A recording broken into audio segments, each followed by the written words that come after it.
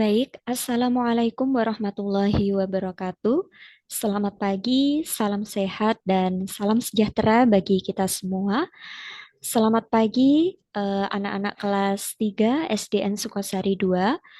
Pada pagi hari ini, hari Senin, tanggal 19 Mei 2025, kita berjumpa kembali meskipun dalam pembelajaran daring ya, tidak apa-apa. Pada pagi hari ini, Bu Risa akan menjelaskan materi matematika yaitu mengenai unsur-unsur bangun datar.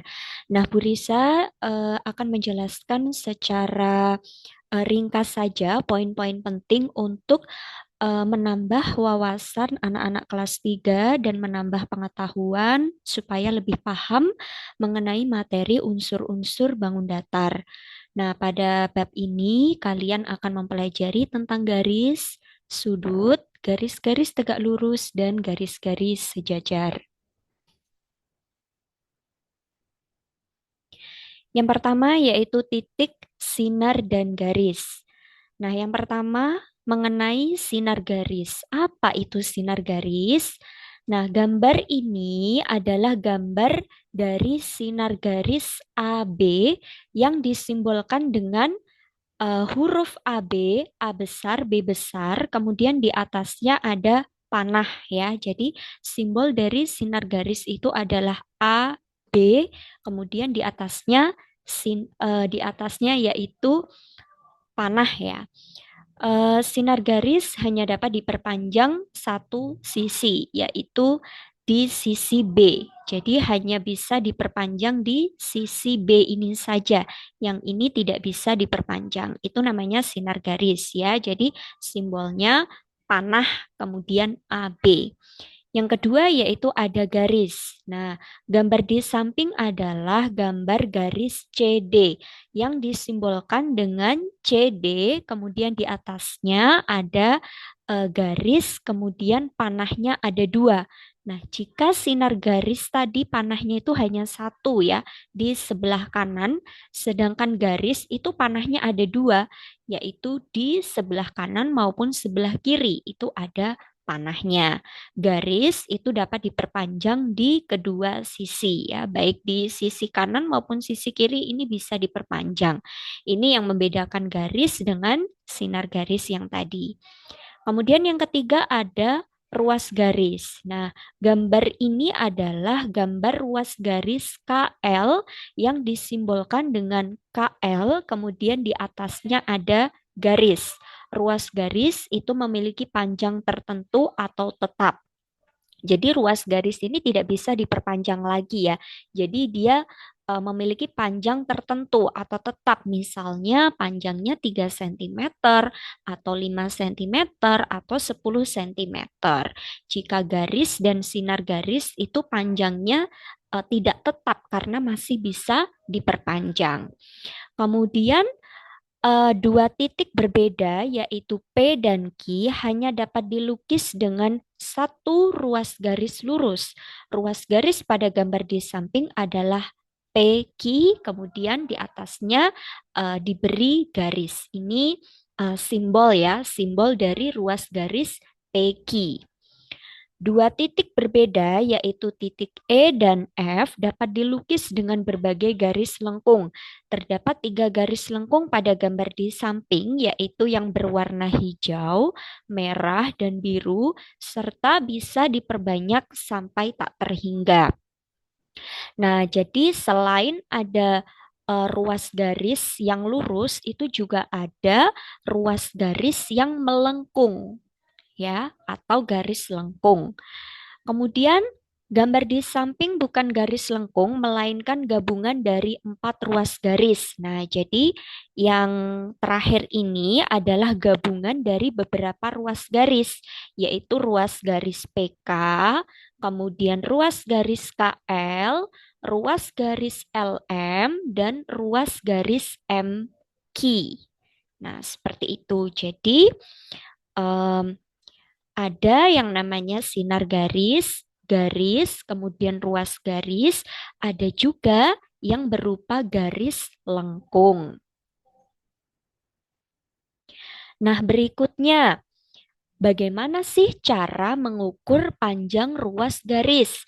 Nah, tadi di awal Bu Risa menyampaikan bahwa ruas garis itu memiliki panjang yang tetap atau tertentu. Nah, sekarang kita akan mengukur panjang dari ruas garis. Nah, misalnya di sini ada ruas garis PQ. Nah, panjangnya berapa? Kita ukur menggunakan suatu alat yang namanya penggaris ya. Ini penggaris em, di penggaris itu sudah terdapat angka-angka, kemudian kita lihat ruas garis PQ ini eh, berapa sentimeter. Nah, panjang ruas garis PQ itu adalah 6 sentimeter ya. Di sini jelas sekali panjang PQ 6 sentimeter. Kemudian panjang ruas garis GH itu adalah berapa? 12 sentimeter. Kemudian panjang ruas garis CD yaitu 14 sentimeter. Dengan demikian, panjang suatu ruas garis adalah titik terpanjang dikurangi dengan titik terkecil. Contoh yang pertama tadi, ruas garis PQ panjangnya berapa? Nah, caranya titik terpanjangnya yaitu 6, titik terkecilnya itu 0, berarti 6 dikurangi 0 itu 6. Berarti PQ itu panjangnya 6 sentimeter. Sama halnya dengan panjang GH. Titik terpanjangnya 12, titik terkecilnya 0, berarti 12 dikurangi 0, yaitu tetap 12. Berarti panjang GH adalah 12 sentimeter. Nah, jika tadi kita berbicara mengenai garis atau ruas garis, kemudian eh, selanjutnya yaitu sudut pada bidang datar. Nah, sudut itu dapat terbentuk ketika dua ruas garis itu berpotongan pada satu titik. Nah, misalnya ini ada ruas garis yang pertama ini, kemudian ruas garis yang kedua ini. Ruas garis yang kedua sama yang pertama itu bertemu nih, berpotongan di satu titik. Nah, akhirnya membentuk yang namanya sudut. Ya, jadi sudut itu adalah perpotongan antara dua garis yang bertemu ya, yang saling bertemu atau berpotongan di satu titik itu membentuk yang namanya sudut. Seperti itu. Nah, berikutnya yaitu bagaimana sih cara menggambar sudut. Nah, kita simak video berikut.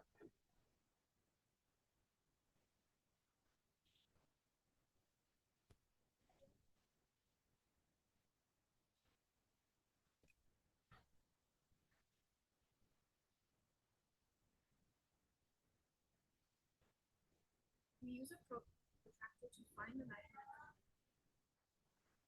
Line up the vertex of the angle at the center point of the protractor. Make sure the bottom ray of the angle goes through the zero.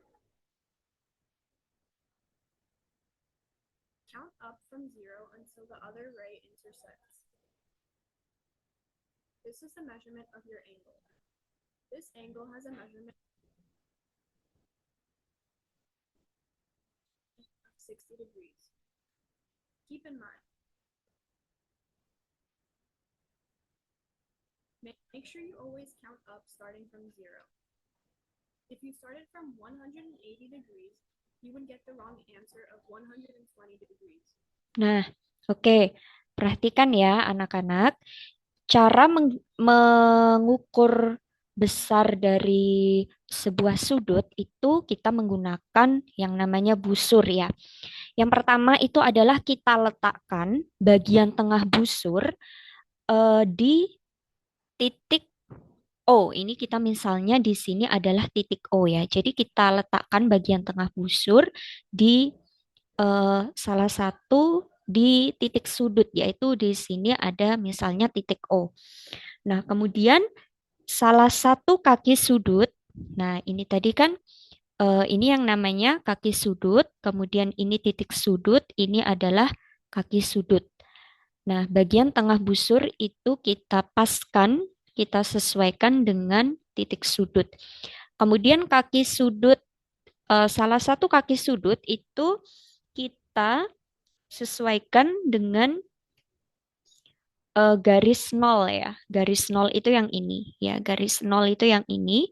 Kemudian tinggal kita lihat nih kaki sudut yang kedua itu menunjukkan angka berapa. Nah, di sini menunjukkan kita kan tadi eh, mulainya dari sini ya, yaitu menunjukkan angka berapa? Oh, 60. Jadi, besar sudut misalnya AOB itu adalah 60 derajat. 120.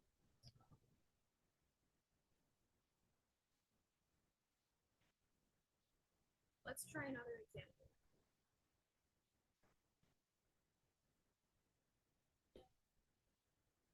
Line up the vertex of the angle at the center point of the protractor. Make sure the bottom right of the angle goes through the zero. If the rays are too short, you can always extend them.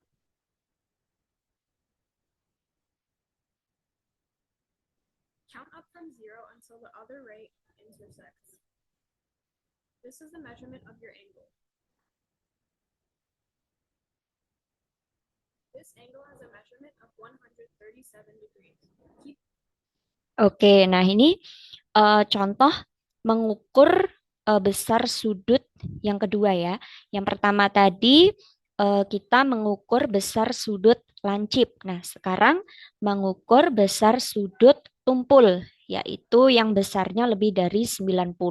Sama, jadi eh, bagian tengah busur itu kita paskan dengan titik sudut.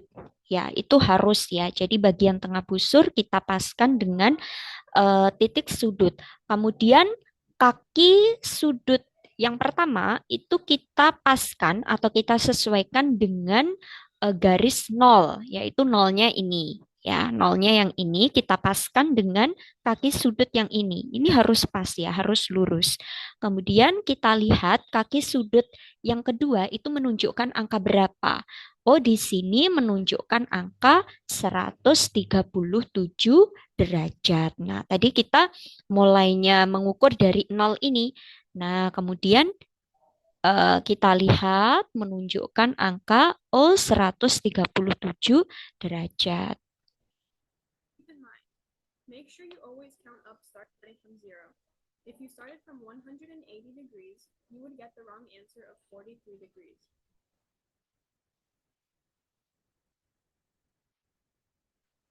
Drawing angles. You can also use a protractor to draw an angle with a known measurement. For example, you need to draw angle ABC with a measure of 118 degrees. Use the straight edge of the protractor to draw a line. Mark the points B and C on it. Place the center point of the Nah, misalnya kalau tadi kita mengukur besar sudut, kemudian kita membuat besar sudut ya. Nah, misalnya di sini sudut ABC itu 118 derajat. Nah, kita disuruh menggambar 118 derajat itu seperti apa. Nah, caranya adalah yang pertama kita membuat garis lurus terlebih dahulu. Nah, garis lurus terlebih dahulu, kemudian garis lurus tersebut kita beri titik B dan titik C ya. Karena tadi kan sudutnya ABC yaitu titik B dan titik C. Kita beri titik B dan titik C. the protractor on point B. Align ray BC with the zero mark on the protractor. Hold the protractor firmly. Count up from 0 to 118 degrees. It is point A.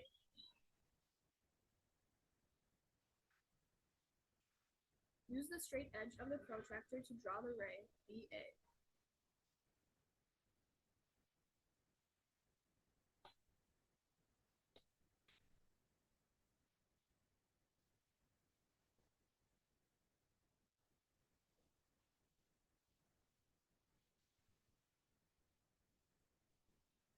The ray BA.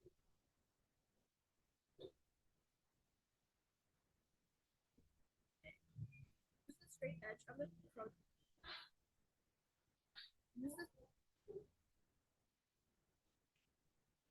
Nah, tadi setelah kita menggambar garis lurus, kemudian kita beri titik B dan titik C, kemudian bagian tengah busur ini kita paskan dengan titik B, karena nanti titik B di sini akan menjadi titik sudut.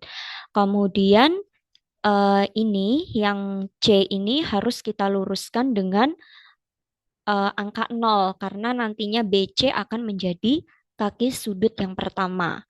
Nah, kemudian yang menunjukkan tadi besarnya 118 ya, 118. Tinggal kita lihat nih, yang menunjukkan 118 itu di sini ya, mendekati 120. Nah, jadi kita gambar, misalnya di sini kita beri titik A ya. Jadi kita gambar dari titik A ini ke titik B. Nah, titik A di sini menunjukkan angka 118 derajat. Jadi seperti itu. Cara menggambar sudut itu yang pertama, Burisa ulangi, kita membuat garis lurusnya dulu. Garis lurus tadi namanya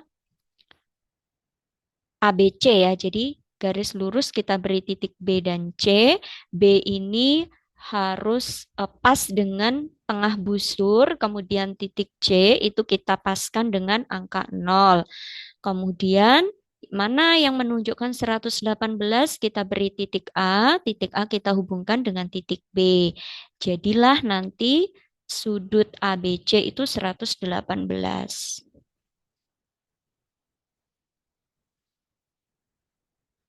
You need to draw angle KLM with a measure of 41 degrees. Nah, ini contoh yang kedua ya. Protractor to draw a line.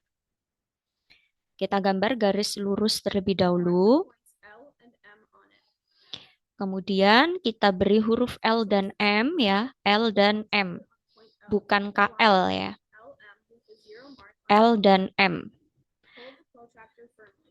Nah, L ini From zero kita paskan dengan tengah busur karena nantinya dia akan menjadi titik sudut. Kemudian M ini kita luruskan dengan 0, kemudian mana yang menunjukkan 41? Misalnya di sini ya 41 kita beri huruf K, kemudian K dan L kita hubungkan dengan garis. to draw the ray LK.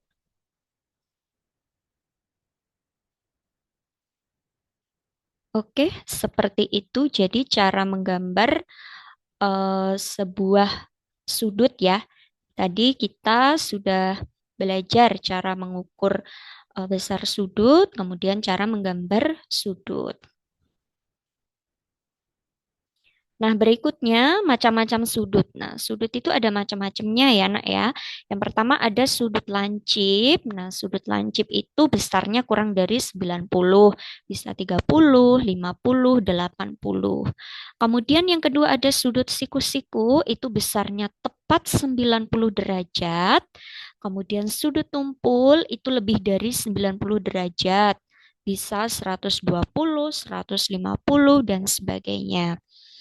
Kemudian yang keempat itu sudut lurus, itu besarnya tepat 180 derajat. Jadi sudut lurus itu ya lurus begini. Jadi besarnya ini adalah 180 derajat. Nah, berikutnya ada garis-garis tegak lurus. Nah, ini adalah contoh dari garis-garis tegak lurus. Apa yang dimaksud dengan garis-garis tegak lurus, Bu Risa? Nah, jadi garis-garis tegak lurus itu adalah apabila ada dua garis yang bertemu atau berpotongan membentuk sudut siku-siku. Nah, tadi besarnya sudut siku-siku berapa? 90 derajat. Jadi, apabila ada dua garis, ini garis yang pertama, garis yang kedua, mereka bertemu di satu titik atau berpotongan di satu titik yang membentuk sudut siku-siku. Itu namanya garis-garis tegak lurus. Bu, kalau bertemunya tidak membentuk sudut siku-siku, apakah dikatakan dengan garis tegak lurus? Tidak. Ya, jadi garis tegak lurus itu harus membentuk sudut siku. Nah, simbol dari garis tegak lurus itu seperti ini. Jadi disimbolkan dengan tegak lurus ya. Jadi simbolnya seperti ini. Kemudian berikutnya ada garis-garis sejajar. Nah, dua garis yang ditarik pada jarak yang sama atau tidak berpotongan itu disebut dengan garis yang sejajar. Jika tadi garis yang tegak lurus itu dua garis yang berpotongan ya atau bertemu di satu titik. Tapi kalau garis yang sejajar itu dia tidak berpotongan, tidak bertemu, melainkan apa? Sejajar. Ya, sejajar. Sejajar itu artinya dia posisinya sama. Kalau garisnya lurus vertikal, yang satu juga harus vertikal. Kemudian apabila satunya horizontal, yang satu juga harus horizontal. Apabila yang satu miring ke kanan, yang satunya juga harus miring ke kanan. Apabila satunya miring ke kiri, yang satunya juga harus miring ke kiri. Jadi garis yang sejajar itu dia posisinya sama dan kemiringannya juga sama, ya, kemiringannya juga sama. Nah, ini namanya garis sejajar. Nah, berikutnya di sini ada contoh-contoh bangun datar sederhana.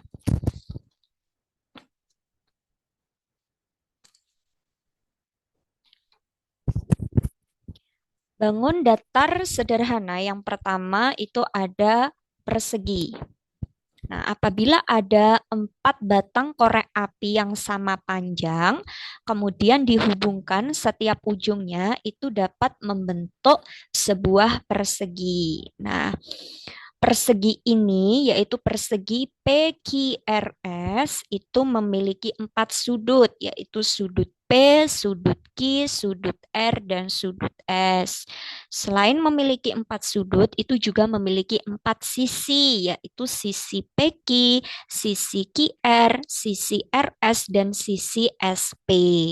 Jadi yang namanya sisi itu yang ini ya nak ya, atau sama halnya dengan ruas garis. Jadi ada 4 sisi atau 4 ruas garis. Ini sisi,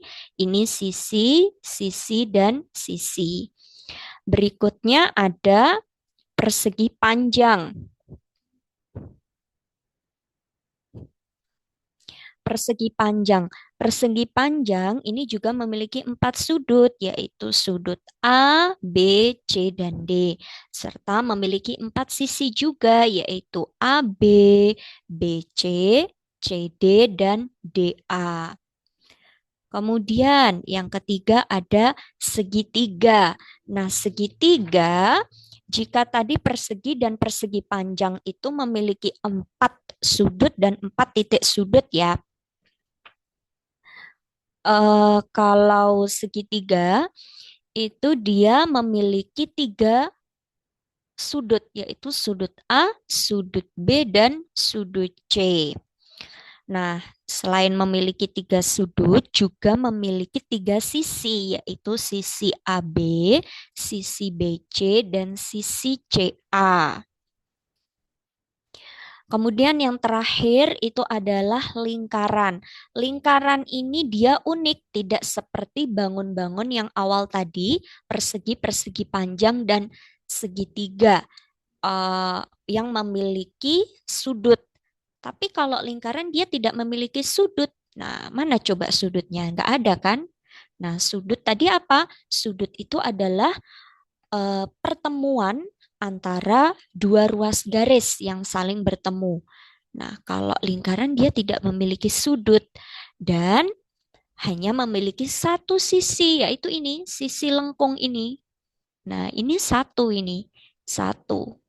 Jika tadi yang misalnya segitiga itu punya 3 sisi ya, 1, 2, 3, serta memiliki 3 titik sudut ya, 1, 2, 3. Tapi kalau lingkaran dia tidak memiliki titik sudut dan hanya memiliki 1 sisi saja. Baik, demikian tadi penjelasan ringkas dari Bu Risa mengenai ruas garis, kemudian sudut, dan bangun datar sederhana. Demikian yang dapat Ibu sampaikan. Semoga dapat bermanfaat. Tetap semangat belajar. Semoga kita senantiasa diberikan kesehatan dan dapat berjumpa kembali di pertemuan berikutnya. Terima kasih. Wassalamualaikum warahmatullahi wabarakatuh.